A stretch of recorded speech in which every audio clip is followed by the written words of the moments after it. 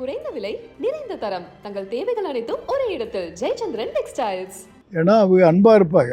ஒரு கேஸில் 2 பேர் பாட்டி வந்தாங்கன்னா அவங்கள அன்பாக நடத்துவாங்க. ரெண்டாவது உமன் கிரிமினல்ஸ் அரெஸ்ட் பண்ணி போகிறாங்க, அவங்களுக்கு சேஃப்டியாக இருப்பாங்க. மற்றபடி 2 டிஸ்பியூட்டை சரியாக்குவாங்க. 4வது நான் என்ன சொன்னேன்னா, நான் ஒரு லெட்டர் எழுதி அனுப்பினேன். இவர் எடப்பாடி சார், இது வெரி ரேர் ஃபீட். அதெல்லாம் ஆர்மி சாம்பியன்ஸ் எல்லாம் இந்த புள்ள அடிக்குது, அவளுக்கு ஒரு ப்ரொமோஷன் கொடுங்க. இப்போ ஜெயலலிதாவுக்கு வேலை நம்ம வாங்கி கொடுத்தோம், அதுவும் கொடுக்கவே இல்லை. ராஜீவ்காந்தி இறந்தது ஒரு ஃபெயிலியர், மகாமகத்தில் ஆளுக்கு செத்தது ஒரு ஃபெயிலியர், கடைசியாக வீரப்பனை பிடிக்காது ஒரு ஆல் இண்டியா சர்வீஸில் சேர்ந்தவங்க 6 மாதத்துக்குள்ளே கார் வாங்கணும், அதுக்கு ஒரு லோன் கொடுப்பாங்க. இப்போ வாடகை வீட்டில் தான் இருக்கிறேன். எனக்கு வீட்டு சைட்டெல்லாம் கொடுத்தாங்க வீரப்பன் ஆப்ரேஷனில். அது சரியான இடம் இல்லை, சுடுகாடு. நான் ஆல் இண்டியா சாம்பியனாக 26 வருஷம் இருந்தேன் ஷூட்டிங்கில். அப்போ அது பர்சனல் இன்ட்ரெஸ்ட், ஸ்போர்ட்ஸ் மேனை ப்ரொடியூஸ் பண்ணுறது, அதுக்காக இங்கே தான் இருக்கிறேன். ஐபிஎஸ் பயிற்சி முடிச்சுட்டு நீங்கள் வரும்போது ஃபஸ்ட்டு நீங்கள் சேர விரும்புனது நாகாலாந்தில் தான் சேர விரும்பியிருக்கீங்க. ஆனால் உங்களை தமிழ்நாடு கேடர் போட்டிருந்தாங்க. ஏன் நாகாலாந்தில் சேர விரும்புங்க? இல்லை, நான் மணிப்பூரில் வேலை செய்கிறேன். நாகாலாந்துனா காடு. எனக்கு மூணாறில் காட்டில் இருந்து விடுந்தது அப்படி இடம் தான் எனக்கு பிடிச்சது. இதில் இப்படி பார்த்துக்கிட்டு இருக்க முடியாது. அங்கே நல்லா இருப்பேன், நடப்பேன். ஒரு நாளைக்கு 30 கிலோமீட்டர் நடப்பேன். இன்றைக்கும் காலையில் 10 கிலோமீட்டர் நடந்துட்டு வந்தேன். அதனால தான் நாகாலாந்து கேட்டேன். அப்புறம் ஆக்ஷன் இருக்கும், ஷூட்டிங்கு எல்லாம் இருக்கும். ஆனால் அவங்க இல்லை, அது கேடர் இல்லை, அது மணிப்பூர் நாகாலாந்துனா யூனியன் கேடர், அது கொடுக்க முடியாது. டெபுடேஷனில் போகலாம், மற்றபடி கொடுக்கணும். அதனால தான் பிறகு இங்கே கேட்டவள கேரளா தான் என் ஸ்டேட்டு. அப்போ நான் கேரளா கேட்கல, இது கேட்குறேன். ஏன்னா நாங்கள் 3 பேருமே, ஒருத்தர் தமிழ்நாடு, ஒருத்தர் பாண்டிச்சேரி, ஒருத்தர் கேரளா. ஆனால் 3 பேரும் தமிழ்நாடுக்கு தான். அதனால இங்கே இப்போ ஐபிஎஸ் முடிச்சுட்டு போலீஸ் பணியில் சேரும்போது உங்களுக்கு சில லட்சியங்கள் இருந்திருக்கும். அந்த லட்சியங்களை நிறைவேற்ற முடிஞ்சதா? ஆமாம், என்ன வேலை கொடுத்தாலும் செய்திருவோம். எல்லாத்தையும் ஃபெயிலியர் ஆகலை. இப்போ கள்ளச்சாராயன்றீங்க, கள்ளச்சாராயம் குடித்து சாகிறவனுக்கு 10 லட்சம் கொடுக்குறிய. அப்போ எல்லாம் அதெல்லாம் கிடையாது. போனால் எல்லாத்தையும் போட்டு உடைக்க வேண்டியது, அடிக்க வேண்டியது. ஆனால் அவங்களுக்கு வாழ்க்கை கொடுக்குறது. இந்த நக்சலைட்ஸுக்கு பொறுத்தவரையில் நான் தான் அவங்களுக்கு வாழ்க்கை கொடுத்தேன். 100 பேருக்கு மேலே போலீஸில் சேர்த்தோம். அதே மாதிரி இந்த கள்ளச்சாராயம் இருக்கிறவனுங்க வேறு லைஃப்பில் வழி இல்லாட்டு அவனுக்கு வேலை கொடுக்கணும்.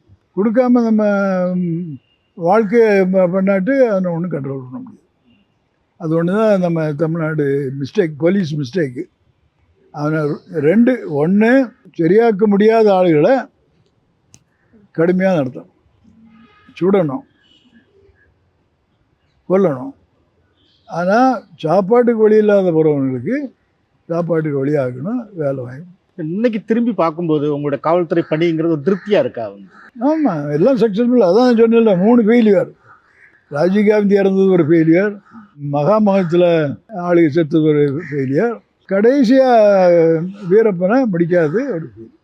வீரப்பன் ஆப்ரேஷன் அதுவும் நம்ம ஆப்ரேஷன் இல்லை, அது கம்ப்ளீட்டாக கர்நாடகா.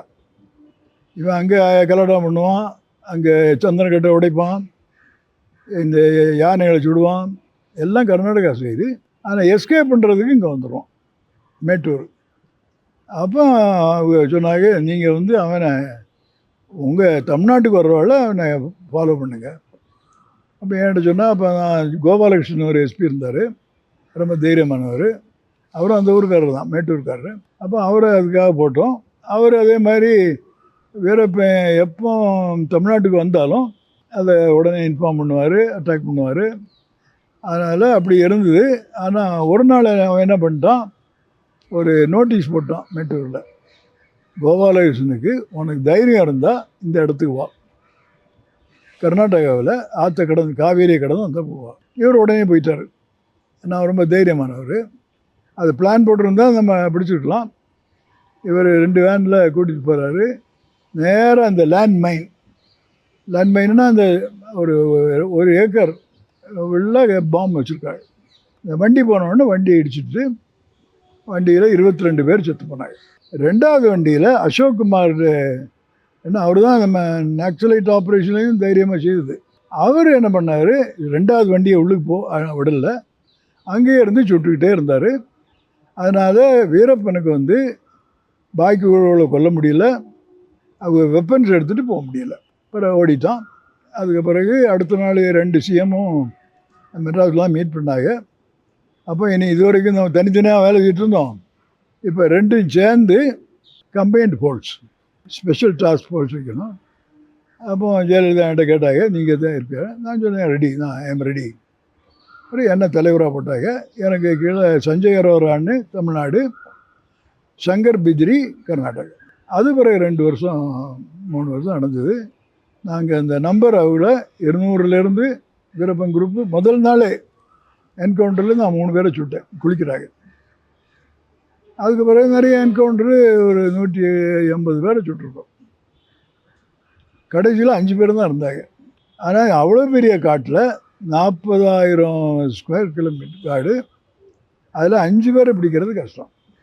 200 பேர் இருக்கிறவள டெய்லி என்கவுண்டர் இருக்கும். ஆனால் 5 பேர் வரவளை நம்மளால் ஒன்றும் செய்ய முடியல. அதுக்குள்ளே நானும் ரிட்டையர் ஆகிட்டேன். திரும்ப எனக்கு ஒரு வருஷம் 1 இயர் கொடுத்தாங்க. அப்போ ராஜ்குமாரை பிடிச்சிட்டு போனான், அதை ரிலீஸ் பண்ணாங்க. அடுத்தது ஒன்றும் செய்ய முடியல, நான் ரிட்டையர் ஆகிட்டேன். விஜயகுமார் ரொம்ப தைரியமானவர், சிஎம் செக்யூரிட்டியாக இருந்தார். ஆனால் சிஎம்கிட்ட சொல்லாமலே காட்டுக்கு வந்துடுவார். வெள்ளிக்கிழமை சனிக்கிழமை ஞாயிற்றுக்கிழமை வந்துடுவார். அப்போ சிஎம்முக்கும் தெரியும் அது, சரி வரட்டும். அப்புறம் அவரை திரும்ப டெல்லியிலேருந்து கொண்டு வந்தாங்க. அப்போ அவர்கிட்ட நாங்கள் பிளான் போட்டோம். அதாவது நம்ம 200 பேர் வீரப்பன் குரூப் இருக்கிறவள நம்ம உள்ளுக்கு போவோம், எப்படியும் 2 பேர் 3 பேரை சுடுவோம். ஆனால் இப்போ 5 பேர் தான் இருக்கிறாங்க. 5 பேரை 40,000 ஸ்கொயர் கிலோமீட்டர் காட்டில் பிடிக்க முடியாது. அதனால் அவனை வெளியே கொண்டு வரணும், நம்ம உள்ளுக்கு போகிறதுக்கு பதில் வெளியே கொண்டு வரணும். அப்போ அதுக்கு நம்ம ரொம்ப தைரியமாக ஒரு எஸ்ஐ வந்தார், வெள்ளத்துறைன்னு சொல்லி, திருநெல்வேலிக்காரர்.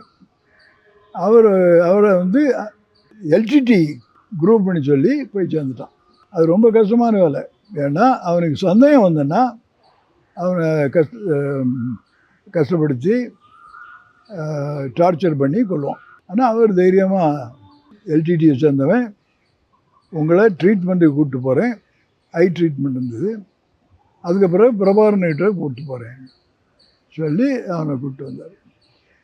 அதை பிளான் போட்டிருந்தாங்க. நம்ம போலீஸ் வேனையே ஆம்புலன்ஸ் மாதிரி கொண்டு வந்தாங்க. போலீஸ் டிரைவரையே டிரைவராக வச்சுருந்தாங்க. வெள்ளத்துறை கூட இருக்கும். இவங்க போய் அவனை வந்துட்டான். அந்த பர்டிகுலர் இடத்துல வந்த உடனே நின்று டிரைவர் கீழே இறங்கி ஓடிடுறான். வெள்ளத்துறை ஒரு கிரனேடை உள்ளுக்கு போட்டு அவனை ஓடிடுறான். அப்புறம் அங்கே வெயிட் பண்ண 40-50 பேர் வெயிட் பண்ணாங்க. அவங்க சுட்டுறாங்க. சுட்டதில் வீரப்பன் க்ளோஸ் ஆகி, அதுதான் வீரப்பன் முடிஞ்ச கதை. அதுவும் எனக்கு ஃபெயிலியர். ஏன்னா நான் 200லேருந்து 5 ஆக்குனேன். ஆனால் அந்த கடைசி 5 நான் எடுக்க முடியல, ஏன்னா ரிட்டையர் ஆகிட்டேன். ஆனால் விஜயகுமார் ரொம்ப தைரியமானவர். அவருக்கு அகில இந்திய மெடல், எங்களுக்கெல்லாம் மெடல் கொடுத்தாங்க, அவருக்கு பிரசிடென்ட்ஸ் மெடல் கொடுத்தாங்க. அதுதான் நம்ம கடைசியாக செய்தது. அதுக்கு பிறகு கவர்மெண்ட் சேஞ்ச் ஆச்சுது. எனக்கு 1 இயர் இருந்தது, என்னை ட்ரைனிங்கில் போட்டாங்க. அப்பவும் கருணாநிதி என்னை கூப்பிட்டு, ஏன்னா அவர்கிட்ட தான் நான் ஒர்க் பண்ணியிருக்கேன். தஞ்சாவூர் அவர் டிஸ்ட்ரிக்டில் தான் 5 வருஷம் இருந்தேன். ஃபுட்சலில் 1 இயர் இருந்தேன். அப்போ அவர் சொன்னார், கொஞ்ச நாள் அதில் இருங்க. இல்லை சார், நான் அங்கேயே இருக்கிறேன், ட்ரைனிங் நல்ல வேலை தான் அப்படின்னு சொல்லிவிட்டு நான் போனேன். அப்புறம் 1 இயர் ட்ரைனிங்கில் இருந்தேன். அதோட நான் சர்வீஸில் யாரையும் டிஸ்மிஸ் பண்ணதில்லை, அவசியம் இல்லை. எல்லாம் நம்மகிட்ட நல்லா தான் இருந்தாங்க. உமன் போலீஸும் நான் தான் கொண்டு வந்தேன். உமன் போலீஸ் வந்து ஒரு எக்ஸ்பீரியன்ஸுக்காக கொண்டு வந்தோம். முதல்ல தமிழ்நாட்டு இது சென்னையில் இருந்தது. உஷான்னு ஒரு எஸ்ஐ, 2 ஹெட் கான்ஸ்டபிள், 20 கான்ஸ்டபிள். பிறகு அது நல்லா வேலை செய்கிறான்னு சொல்லிட்டு நான் தான் கருணாநிதி சொல்லி திருச்சி, மதுரை, கோயம்புத்தூர் 3 இடத்துல போட்டோம், 4 இடத்துல. அதுவும் நல்லா வேலை செய்கிட்டு இருந்தது. எம்ஜிஆர்கிட்ட சொல்லி, சார் இது நல்லா இருக்குது, அதனால் ஸ்டேட் முழுவதும் வேணும், வேறு இந்தியாவில் எங்கேயுமே உமன் போலீஸ் கிடையாது, நம்ம தான் ஃபஸ்ட்டு. அதனால் அவர் ஒன்று சரின்னு சொல்லி ஒரே இதில் 60 SI, 60 head constable, 600 constable, woman constable எடுத்தாங்க. அது நான் சொன்ன காரணங்கள்லாம் எதுக்காக சொல்கிறேன்னா, காரணங்கள் சொன்னேன். ஏன்னா அவங்க அன்பாக இருப்பாங்க. ஒரு கேஸில் 2 பேர் பாட்டி வந்தாங்கன்னா அவங்கள அன்பாக நடத்துவாங்க. ரெண்டாவது உமன் கிரிமினல்ஸ் அரெஸ்ட் பண்ணி போகிறாங்க, அவங்களுக்கு சேஃப்டியாக இருப்பாங்க. பொம்பளைகளை கொண்டு ஸ்டேஷனில் வச்சா சேஃப்டி இல்லை, இவங்க அதை சேஃப்டியாக இருப்பாங்க. மற்றபடி 2 டிஸ்பியூட்டை சரியாக்குவாங்க. 4வது நான் என்ன சொன்னேன்னா அவங்க கரப்ஷன் இல்லாமல் இருப்பாங்க.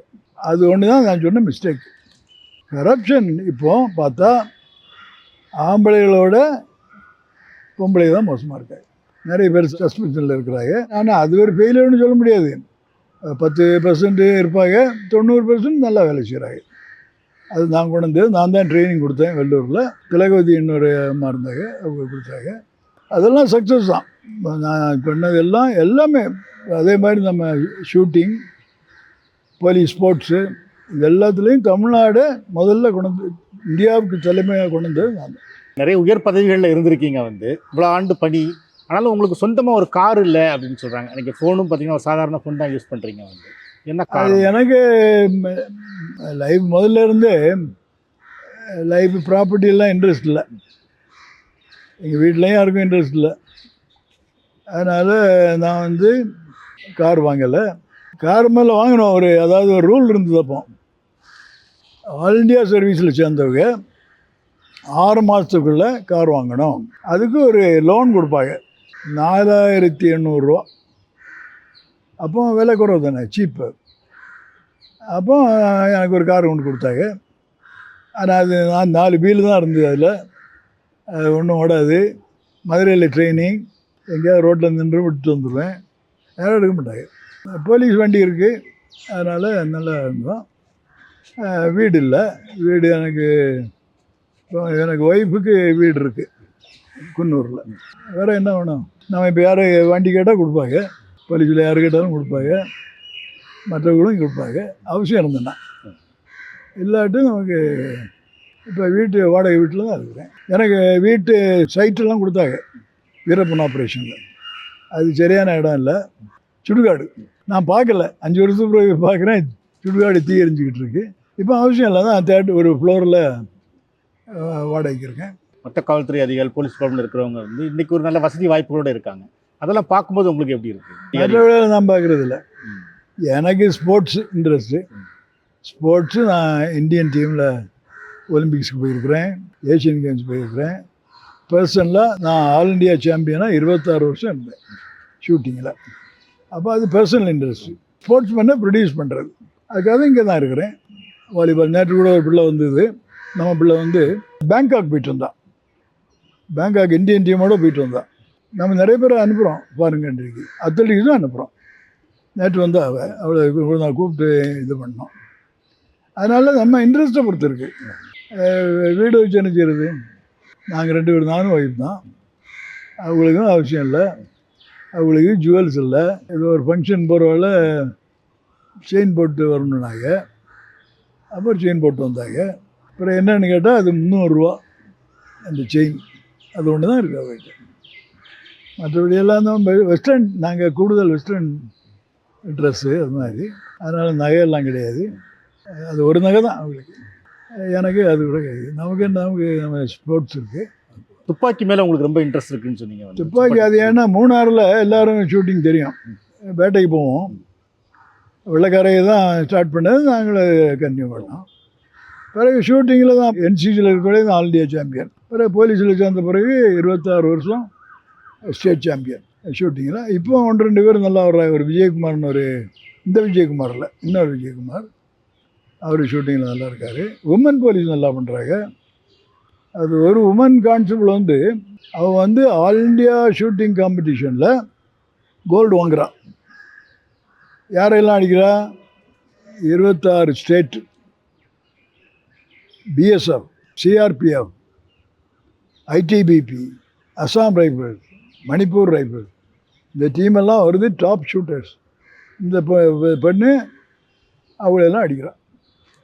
அப்போ நான் ரிட்டையர் ஆகிட்டேன். அப்போ நான் ஒரு லெட்டர் எழுதி அனுப்பினேன். இவர் எடப்பாடி சார், இது வெரி ரேர் ஃபீட்.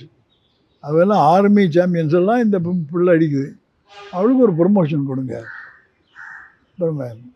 இப்போ ஜெயலலிதா இருக்கோட நம்ம வாங்கி கொடுத்தோம், அவன் கொடுக்கவே இல்லை.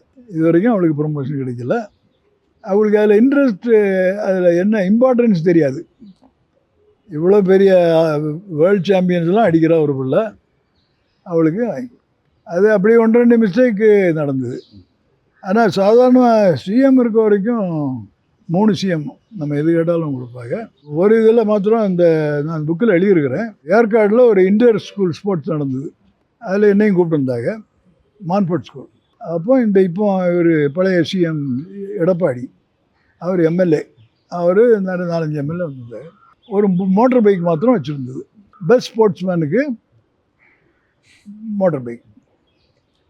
அப்போ நம்ம மதுரைக்கார பெண் ஒன்று நல்ல ஸ்போர்ட்ஸ்மேன், அவள் ஸ்டேஜில் ஏறி எடப்பாடிகிட்ட கேட்டாள், இது என்ன நியாயம், நாங்கள் 8 குரூப் இருக்கிறோம், 14, 16, 18, 20 பாய்ஸ் கேர்ள்ஸ், அப்போ நீங்கள் 8 பேரும் கொடுக்கணும், ஒரு ஆளுக்கு மாதிரி கொடுக்க முடியும். உடனே அவர் நான் ஒன்று கொடுக்குறேன் பிஏட்ட சொன்னார். அப்புறம் ஒவ்வொரு எம்எல்ஏயும் நான் ஒன்று கொடுக்குறேன், நான் ஒன்று கொடுக்குறேன், 8 வேணும் நமக்கு. நான் போயிட்டேன். பிறகு அந்த ஃபிசிக்கல் டைரக்டரை அப்புறம் எங்கேயோ பார்த்தேன். அவர்கிட்ட கேட்டேன், எல்லாம் வாங்கி கொடுத்தீங்களா? இல்லை சார், ஒரு பை கொடுக்கல, அன்னைக்கு சொன்னது தான். அப்போ நான் அதை எழுதினேன், நம்ம குழந்தைகளை ஏமாற்றக்கூடாது, குழந்தைகளுக்கு நான் உங்களுக்கு மெடல் இது மோட்டர் பைக் கொடுக்குறேன்னு சொல்லி பிறகு நாங்களே கலெக்ட் பண்ணி நாங்கள் என்ன இந்த ஃபிசிக்கல் எஜுகேஷன் அடுத்து எல்லோரும் கொடுத்தோம். அதனால் நம்ம சிஎம்கிட்டன்னா 3 சிஎம்மும் எது சொன்னாலும் உடனே கேட்டுருவாரு. ஏன்னா நம்ம அனாவசியமாக கேட்க போகிறதில்ல, நம்ம இவங்களுக்கெல்லாம் அது இம்பார்ட்டன்ஸ் தெரியாது. இப்போ ஸ்டாலின் இருக்கார், நம்ம எது கேட்டாலும் சொல்லிடுறாரு, எது கேட்டாலும் நியாயமாக தான் கேட்குறோம், உடனே கொடுத்துருவாரு. தேவாரம்னாலே துப்பாக்கி சுட்டு கலவரங்களை அடக்குவார் அப்படின்னு ஒரு கருத்து இருக்கு. எம்ஜிஆர் அதை பற்றி சொல்லியிருக்காரு. நான் ஏன் சொல்கிறேன்னா,